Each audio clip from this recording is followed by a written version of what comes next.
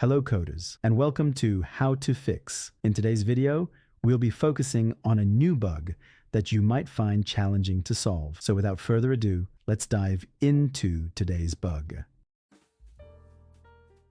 Let's now run code 1 that triggers the error and see the output. Let's walk you through the interpretation and the correction for this bug. Please halt the video to go through the explanation. Let's now correct the code and take a look at the resulting outcome.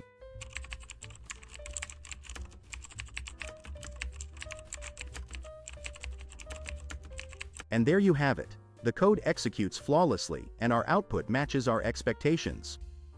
No more error. That's all for today's session. If you found this guide beneficial, please like the video and join our channel for more how to fix coding videos. Always stay eager, continue your learning journey, and enjoy your coding experience.